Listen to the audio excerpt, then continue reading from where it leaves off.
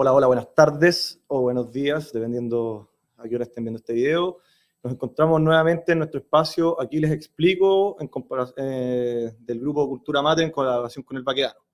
Bueno, hoy día vamos a hacer una continuación de lo que hablamos en nuestro último capítulo, que es sobre el Estado, para aclarar un poco más los conceptos que hablamos la vez pasada y para seguir profundizando en este tema que todavía le quiebra la cabeza a algunos investigadores, filósofos, políticos, historiadores, etc. Así que, bueno, damos la bienvenida a Crescente, Paolo. Muchas gracias. ¿Qué tal? ¿Cómo están? Todo bien. Y yo, Matías Pérez, les hablo nuevamente este episodio. Bien, el Estado, digamos que no quedó del todo definido.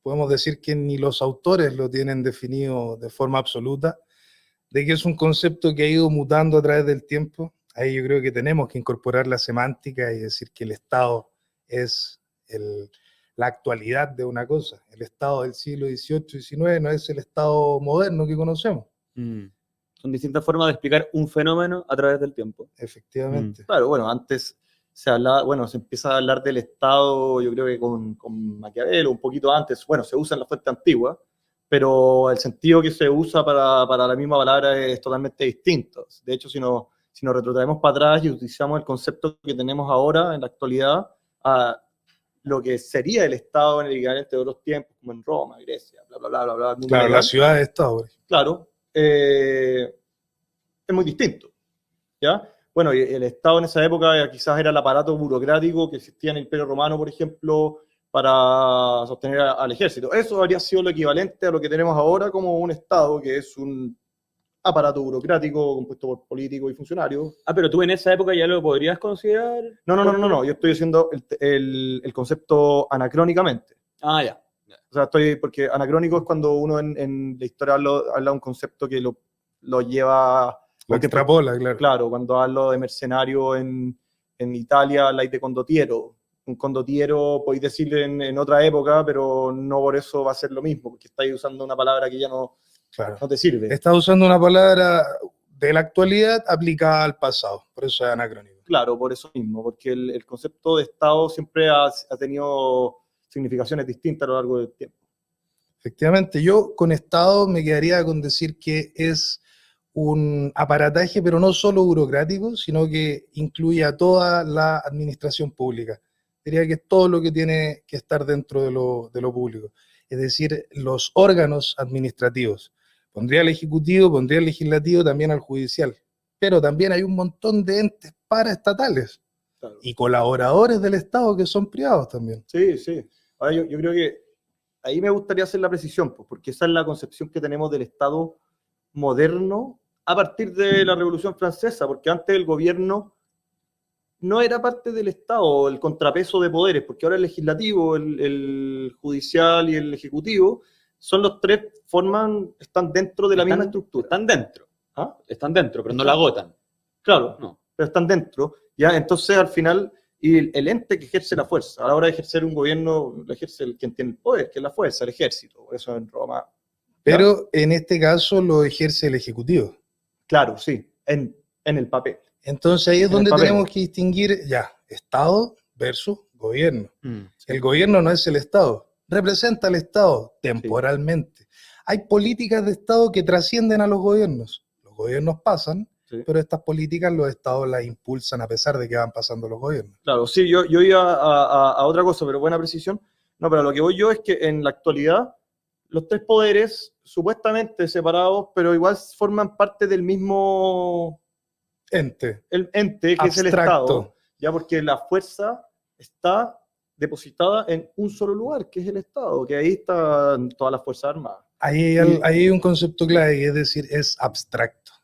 El Estado, claro, no es algo tangible, físico, que se puede... Voy a ir a tocar la puerta del Estado. Yo creo que hoy en día... Hay puertas de organismos públicos, sí. Pero yo creo que hoy en día sí, pero déjame terminar el punto, Pablo. ¿Ya? Porque hoy en día sí, porque es una cuestión física compuesta por personas. Lo que pasaba antes es que el poder, bueno, estaba el poder del rey, estaban los poderes de los señores feudales, estaba el poder de los gremios, estaba el poder de las ciudades, estaba el poder de la iglesia. Entonces, el poder estaba distribuido en entes separados, no había un Estado. o sea, existía como algún aparato burocrático en estas distintas cosas, ¿cachai? Pero el Estado no existía. El poder entendido como el uso de la fuerza, ¿no? Porque hoy también hay poderes como por ejemplo las grandes corporaciones Claro, que sí. tienen mucho poder, Y no usan la fuerza. no usan la fuerza Tienen y cierto no son parte del Estado, se relacionan con él. Claro, pero tienen cierto poder coactivo. O sea, a la hora, porque al final la fuerza no solamente se ve en el uso de las armas, por decirlo de alguna manera. El poder también puede ser de otro tipo. Efectivamente, O sea, monetario, intelectual, cultural. Claro, de repente uno dice ya, nuestro sistema, uno de pasada, sin haberle dado muchas vueltas, el poder no reside en el ejército de Chile. No, en nuestro sistema se supone que reside en la nación. Claro. Y la nación se supone que es el pueblo. Ahí entra el tercer concepto que intentábamos involucrar en la sesión pasada de Estado, gobierno y nación. ¿Cómo se relacionan estos tres? ¿Qué consideras tú, Crescente? Yo recuerdo que en una de las últimas conversaciones que tuvimos sobre esto, que fue en tu casa, de hecho, y tomando un poco lo que dijiste, que el Estado efectivamente sí es algo físico, yo entiendo eso físico en el sentido de que el Estado, por supuesto que está circunscrito a un espacio, pero es abstracto en el sentido que es atemporal. Yo recuerdo que yo lo definí de cierta manera que decía que era el marco de la operatividad política. Es un marco, sin importar cómo esa operatividad política se regule, mejor dicho, o se organice. El Estado va a estar siempre ahí, en ese sentido es atemporal, pero por supuesto que es físico, porque requiere un territorio. Claro. Ese es el Estado-nación moderno. Cuando se juntan e involucran estos dos conceptos, la paz de Westfalia, me parece, y nacen los Estados-nación modernos, ahí es donde se incorpora el concepto de territorialidad. Que yo te diría que el Estado-nación moderno, como concepto, se empieza parte después de la Revolución Francesa, o sea, porque antes existía, por ejemplo, al final de la Edad Media estaba configurándose este equilibrio de poderes entre las distintas fuerzas que le explicaba hace un rato, de, no sé, por los gremios, las ciudades, la nobleza, el rey, la iglesia, todo esto como que la monarquía empieza a agarrar más fuerza, y en historia lo vimos como las monarquías nacionales que se han formado. Claro. Se están formando estas monarquías nacionales, ¿ya? Porque al final todas estas monarquías estaban compuestas por no sé, por los francos, ¿cachai? Que son un pueblo. ¿En el periodo de la monarquía absoluta o es previo? No, es previo, es como previo, un paso previo. Al final la monarquía absoluta termina siendo una distorsión de hecho, no de derecho, porque las instituciones jurídicas seguían existiendo, pero al final, no sé, pues Luis XIV aprovecha al final, hace uso de su situación política para concentrar todo el poder en él, cuando antes no era así, porque de hecho lo que se hace con cada proceso revolucionario antes de la Revolución Francesa es restablecer el orden anterior, ¿cachai? Cuando crecía, por ejemplo, la Revolución Gloriosa en Inglaterra, es porque los mismos ingleses habían visto que el poder del rey se había vuelto cada vez más absolutista, entonces ellos querían recuperar sus propias atribuciones. Claro, fue un proceso clave, pero ahí es donde tocaste algo que yo creo que es lo que Crescente menciona con que el Estado es atemporal, en el sentido de que las instituciones trascendieron a los cambios de gobierno, o sea, nos organizamos de distintos modos, hay un equilibrio de poderes entre los gremios, las corporaciones, los señores feudales, el rey, pero claro, hay un Estado que es atemporal. Claro, pero es un conjunto de instituciones que trascienden el tiempo. Claro, pero ahí yo te diría que todo este tipo de grupos intermedios dentro de la sociedad, que son al final un conjunto de individuos que se unen libremente, ¿ya? Con pactos de hecho, o sea, hecho ahí, no es como esta cuestión abstracta del contrato social, sino que es un pacto, ¿ya? Verídico y que existe en la realidad, ¿ya? Y estos distintos grupos convergen en acuerdo y hacen que la sociedad funcione. Es distinto a lo que tenemos el día de hoy, creo yo. Muy distinto, porque este contrato social postmoderno, ya no moderno, cambia ese modo de conseguir las cosas. Por eso se habla también de un nuevo pacto social, y ahí es donde me gustaría traerle un poco a la actualidad este tema de qué hacemos con el Estado chileno o con los estados postmodernos en esta situación donde se están redefiniendo. Por ejemplo, ¿qué pasa si el Estado es plurinacional? ¿Qué opinan ustedes? Es que, mira, Yo le veo una connotación extremadamente negativa en la actualidad, pero por el hecho de ser un Estado, porque antes la monarquía, por ejemplo, española, España tiene 1000 particularidades regionales, eran distintos pueblos que llevaban 1000 años agarrándose a piedrazos con lo del cerro al lado. En ese caso, Ya, ¿dirías que era plurinacional o pluricultural? hay hartas culturas dentro metido, no, es que no son naciones, claro. O sea, hablar de Pluricultural, naciones, entonces. es que nación también es un concepto muy moderno. Sí, no, pero Ya, me gusta la idea de conseguirlo más que como y- plurinacional, como pluricultural, lo que debemos proyectar hacia futuro. Claro. Porque el hacerlo plurinacional nos rompe la cohesión de país, de nación, Es más, el Estado, yo creo que el mismo concepto de Estado peligra al hacerlo plurinacional, porque ¿qué sucedería con las instituciones?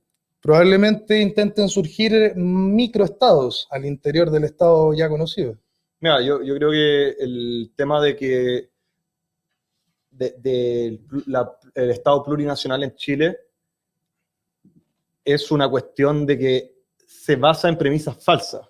Chile nunca ha sido un país plurinacional. Solo para precisar, cuando estamos hablando sí, no, del Estado plurinacional, nos estamos refiriendo al Gualmapu y a la nación Huipala al norte. Esa Son hueá tres. nunca ha existido. No, O sea, son inventos de son hace 30 años. ficciones. O sea, es una ficción que se ha creado en la actualidad.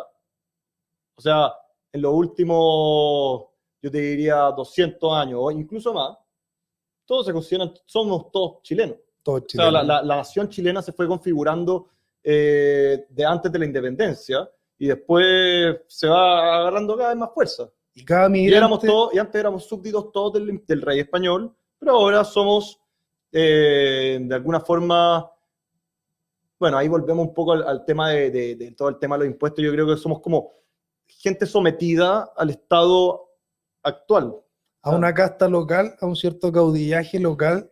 a la clase política, a la casta política, podríamos decirlo. Porque al final ellos le sacan la plata a la gente a través de los impuestos y al final, de cierta forma, estamos sometidos a ellos. Claro. Yo creo que es bastante inaplicable además la idea de la plurinacionalidad, porque yo creo que no basta simplemente con otorgarles autonomía. O sea, no es solo eso, levantar un Estado es mucho más que eso. Veamos qué hacen con esa autonomía. ¿Cómo se organizarían? Esperemos que no sean mantenidos por el resto, por quienes les están otorgando esa autonomía, porque si no, pasan a ser otra carga más. Y ahí sería una ficción. Po. Sería No sería absolutamente real. una ficción. No sería real. No, y Es que sería eurocéntrico, no sería auténtico, no sería de ellos, no nace Lo de que ellos. pasa es que Con esta superioridad colonialista europea se les da ese grado de autonomía, me pregunto, ¿no? claro, ¿no? Que al final, bueno, me está yendo por otro lado, que al final todas estas cosas es una forma de ingeniería social lo que se está buscando hacer. Que Ya. si no, no es posible. ¿Eh? ¿Ya? Y las sociedades siempre avanzan en la medida en que se las deja avanzar tranquilamente. ¿Ya? Todas estas cosas de la plurinacional son constructos actuales. Chile siempre ha avanzado a su manera y con sus modos, y cada vez que han tratado, los Borbones trataron de hacer un proceso de ingeniería social de alguna forma. ¿Ya? La democracia cristiana, el Partido Comunista, han tratado de hacer. A lo largo de Chile siempre han habido procesos de ingeniería social. Y las veces que mejor ha estado el país es cuando no se ha aplicado la ingeniería social y se ha dejado a la gente actuar con libertad. Ya yo te estoy hablando, los Borbones, cuando estaban en el poder, trataron de hacer un proceso de urbanización en América. ¿Y qué pasó? La gente se había ido espontáneamente al campo y los Borbones querían modernizarse y toda esa cuestión. Entonces llegaron y dijeron, ya, de acá nos urbanizamos, y empezaron a fundar ciudades como locos, y llegaron a la gente del campo y la traían por la fuerza a Chile. Después un proceso de ingeniería social que se hizo en Chile, el control de natalidad durante el gobierno de Frei Montalva, por ejemplo, la Revolución de Libertad, todo eso es ingeniería social. Buscan transgredir el desarrollo natural de una sociedad, ya a partir de este ente burocrático tiránico que es el Estado. Ahí se metieron en el ámbito cultural cuando empezaron a hacer la planificación de la familia. Claro. ¿Desde cuándo la familia se planifica? Esto es algo muy postmoderno. Es cierto, planificación familiar. ¿Cierto? Buen punto. Sí, bueno, y yo siento que políticas como el aborto también lo hacen pasar por temas de planificación familiar. Efectivamente. ¿No? Claro, cuando antes siempre todos estos temas y relaciones sociales siempre se dieron de forma espontánea. Es que se tiene que dar así. ¿Cómo se da si no? Por ejemplo, no sé, pues ahora el Estado paternalista que te enseña o que te... Al final, por eso yo te digo que el Estado es un ente que nos gobierna en este minuto. O sea, Es que ahí no lo estáis mezclando con el gobierno. bueno, El Estado es mucho más abstracto. Es que nos somete. No, pero al final es el sistema de gobierno, el Estado moderno. aparataje. El aparataje moderno, el Estado moderno, Con sus órganos administrativos. que tiene un modelo que heredamos de la Revolución Francesa. ¿Entendí? Porque antes las cosas, no sé, lo veía en el sistema educativo, por ejemplo. ¿Sí? La Ahora- producción en serie de alumnos por generaciones. Exactamente. Ya tú lo veí en otras cosas, en más cosas. No, es por dar un Sí, ejemplo. sí, pero Pero podríamos decir que llegó la hora de superarlo. para mí sí. Mira, por ejemplo, el otro día hablaba con mi primo, que es un güey súper habiloso, ¿ya? Y el compadre estaba en la duda, decía como, yo no sé si hay si está bien cuando, por ejemplo, hay un miembro de la comunidad que tiene cáncer, en cualquier comuna ya, y llega la gente y se junta y hace un bingo para sacar al compadre del cáncer. Y la otra opción es, no, que llegue el Estado y te pase una lucas y te pague la operación, o así el bingo. Para mí, el modelo de sociedad que queremos es la del bingo. Para mí siempre ha sido la del bingo, esa sociedad civil que llega y se junta y empatiza con el miembro de la comunidad. Filantrópica, por decirlo de algún modo. Claro, colaborativa. el que te hace, o el Estado que llega y dice desde arriba, ya, hola, tú. Es que Para que no ahí está la clave. Lo que me agrada de lo que estás planteando es que la gente voluntariamente, ahí está la voluntariedad, colabora con el necesitado. Y no es una imposición, impuesto, que te quitan el impuesto y se lo dan al que el Estado decide que lo necesita, que no necesariamente es el paciente de cáncer. El Estado a veces determina que lo necesita un mantenido, un apitutado político. Claro, ¿dónde está el concepto de libertad? No, y a dónde está el concepto de libertad y a dónde está el concepto de hacerte cargo tú por tu propia comunidad, ¿cachai? Ahí es lo que la derecha antigua, tecnocrática que hemos tenido acá, perdiendo paso a paso porque no han sabido defender esta idea, o no han sabido transmitirla, o no están conscientes ni siquiera de lo que están defendiendo. Y no tendrán un rol en habernos llevado a un individualismo extremo, donde cada uno se preocupa de su metro cuadrado, y si el de al lado no tiene, que se preocupe el Estado, yo me preocupo de mi metro cuadrado. Yo creo que en la medida en que el Estado se hace cargo de cada vez más cosas, como ha sido a lo largo de estos últimos años, y bueno, y a partir de la Revolución Francesa como que se está esa sensación de que tiene que haber alguien que se haga cargo. Antes era la no ha sociedad, parado de crecer. Desde antes ese era la momento. sociedad misma. Antes, ¿quién se preocupaba de los viejos? De los ancianos. Cuando La familia. La familia. Y ahora tiene que estar un ente burocrático diciéndote, no, nosotros te vamos a cobrar esto para que pagarle. Porque Compadre, esta ingeniería social está tratando de reformular las instituciones que han trascendido al Estado. exacto. ¿Por qué? Cuando llegáis a un niño chico, lo criáis dándole todo, al final va a ser un niño mal criado, lo mismo que estáis haciendo, y va a ser que sea una persona egoísta que no se fija en el resto. Pero, por ejemplo, ustedes hablan de un Estado que actualmente nos estaría sometiendo, entre comillas. Y antes dijimos que el Estado eran las instituciones, pero hoy día sabemos que las instituciones están en peligro, están casi destruidas. ¿Quién es el Estado, entonces, si pareciera estar al margen de estas instituciones que ya están en vías de extinción? Hubo una decisión ahí, porque cuando dice el marco de operación política, debiesen estar involucradas instituciones como la familia y los cuerpos intermedios. Que ya no están involucrados. Ya no lo están. ¿Quién se involucra en política? Nadie quiere saber de política, nadie se quiere ensuciar, por eso nadie se mete con la política. Sigue habiendo Porque la Estado, política entonces, también es cada vez más mal. Ese Estado se ha reformulado y tenemos un Estado que es más este aparataje administrativo burocrático que nos somete. Sí. O sea, nosotros no somos parte de un Estado. Nosotros somos de nacionalidad chilena, somos parte de una nación. Una nación. Claro. Pero ese Estado que tenemos en la actualidad, ¿No nos representa? no, más allá de eso, es un... O sea, sí. Al final es una... Bueno, y la clase política que hemos tenido también es parte de esta cuestión. Nosotros les pagamos a ellos sus campañas políticas con nuestros impuestos.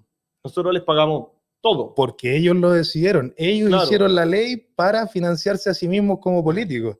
Supuestamente para abrir las puertas a más gente. Terminaron entrando más amigos y familiares de ellos mismos. O sea, por eso se habla de la casta. Claro. En nuestro mundo se habla de la casta política, porque son parte de la gente, los buenos que nos dominan. Es que el Estado jamás debería ser representar al ciudadano.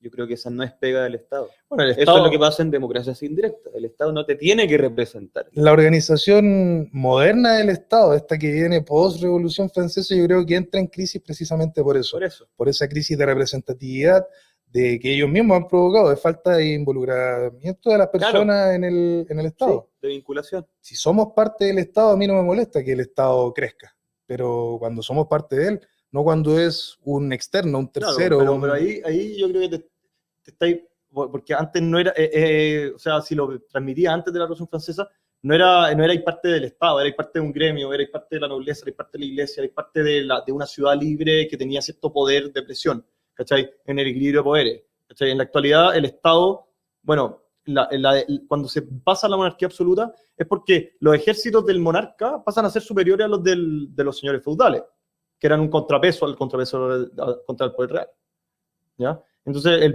el rey pasa a someter a la nobleza, pasa a someter a las ciudades libres, pasa a someter a la iglesia. Entonces cuando se pierde este sistema de contrapesos, pasáis a la época de la monarquía absoluta, que es el único que tiene la fuerza. ¿Cachai? Y él es el único que puede ejercer su poder sobre otro. Ahí se entendía, obviamente, que esta fuerza era legítima, que el compadre tenía ahí una serie de compadres explicando por qué su poder era legítimo. Yo creo que hay algo donde podemos estar... Perdón, termina. Pero se rompe el foedus, el pacto inicial. El vínculo. El vínculo real, porque al final él los sometió a todos. Lo que pasaba antes es que, si por ejemplo el rey llegaba y subía un impuesto a una ciudad, llegaban y los de la ciudad se levantaban en armas cuando le subían un 1% de impuesto, se levantaban en armas, o acudían a los nobles, oye, nobles, este compadre está violando nuestro pacto, pum, los nobles llegaban y atacan al rey, o si no, si los nobles eran abusadores con sus campesinos, los campesinos acudían al rey, y así era un sistema de contrapesos de poder, que duró por 1000 años. Había algo que ahora no, que la gente firmaba el pacto.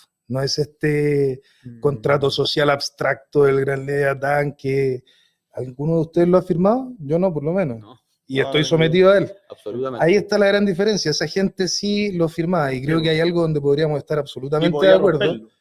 Es que, claro, podían romperlo, pero ¿qué es aquello en lo que podríamos estar de acuerdo? Es que la gente era dueña de su destino y responsable de las decisiones que tomaba. Volvemos a la libertad. Y vaya que hace falta eso. Claro, efectivamente, claro. La libertad del ser humano está en riesgo, pero no nos damos cuenta porque a través de esta ilusión de democracia representativa creemos ser parte de algo que no lo somos. No nosotros, la gente en general. Sí, sí, cierto. Nos hacen sentir que nos representan, pero ya llevamos una buena cantidad de años votando por los males menores. El que menos me desagrada, ¿no? El que más me gusta. Claro. Al final lo que hay que buscar de repente es volver a... Porque nuestro modelo de sociedad fue construido desde la independencia. Nosotros tuvimos a Portales, por ejemplo. Que este compadre llegó y dijo, nosotros no vamos a hacer lo que están haciendo todos los buenos en Sudamérica. Sudamérica pasaron 60 años después de su independencia, todos los países agarrándose a piedrazo en guerras civiles, conflictos, caudillismo, bla, bla, bla. Portales llegó y dijo, nosotros vamos a hacer algo propio. Nadie con las cuestiones francesas, nadie con esta cuestión, o sea, sacaron varias ideas, bla, bla, bla. Yo creo que ahí está un poco el germen de lo que tenemos en el día de hoy. Pero construyó una cuestión propia y fue de las épocas más prósperas de la historia de Chile. Bueno, nosotros tenemos que, de cierta forma, volver un poco al origen de lo que funciona, y los gringos hicieron esta cuestión muy bien cuando se independizaron. En vez de copiarle no sé, los gallos llegaron y no inventaron algo nuevo, se dice que inventaron algo nuevo coloquial, pero ellos usaron lo que ya tenían para crear su sistema de gobierno. ¿Por qué? Porque ellos ya habían evolucionado de cierta forma su sociedad de forma orgánica y libre, porque era una sociedad muy libre, ¿ya? Y se independizan cuando sus libertades empiezan a flaquear. La nación es la que está detrás de eso. Y esa nación tiene una cohesión cultural. En Chile, determinada por condiciones climáticas, el desierto, la cordillera, por algo perdimos la Patagonia, digamos, ¿no? Porque no había presencia chilena haciendo soberanía allá. Entonces, ¿qué queda ahora? ¿Cómo se van a reformular las naciones? ¿Se diluyeron las culturas? Había algo que distinguía a los chilenos del resto de Sudamérica y ahora estamos convirtiéndonos en algo bastante similar entre las naciones sudamericanas. Yo creo que nos estamos separando cada vez más, pero también creo que el tema climático, no sé, nos une una historia común, antepasados comunes, Pero sobre todo cultura, y eso es lo que quiero apuntar, que en Estados Unidos fue clave para que pudiesen construir esto que conocemos. había una cultura común, habían principios comunes, había una religión común.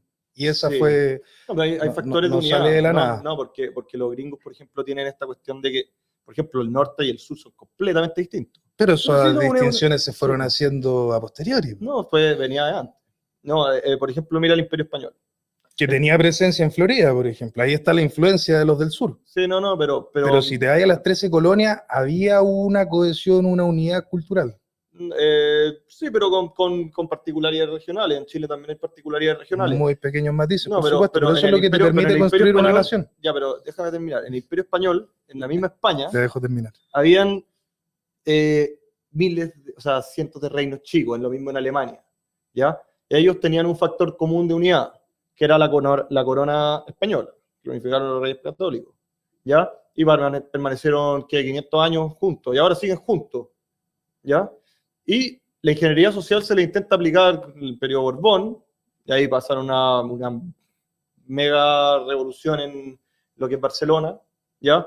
Y después con Franco, que intentó unificar las lenguas españolas bajo esta concepción moderna de Estado-Nación, cuando antes habían estado unidos siempre, con lenguas particulares, lo mismo. Ahí está la parte cultural.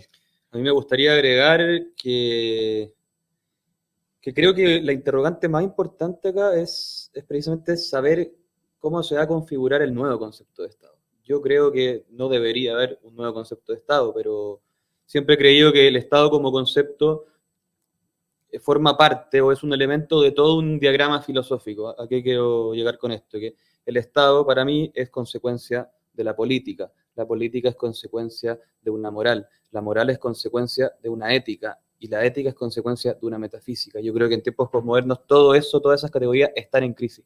Todo se está subvirtiendo, todo se está desordenando. Entonces, Líquido, ¿qué va a pasar con diluido, el Estado? como le gusta Exactamente. Decir. Ya se están derribando los pilares, entonces a mí de verdad me inquieta mucho saber qué va a pasar con el Estado. Es que el Estado y cómo se va a reformular el sistema de gobierno, creo que es algo que necesariamente tenemos que tocar en el capítulo siguiente. Democracia, república, sistemas de gobierno. Sí, creo que es importante. La república y la democracia, que son, me parece una cosa buena. Ahora me gustaría también puntualizar una cosa. Yo creo que, mira, los romanos cobraron su primer impuesto 200 años después.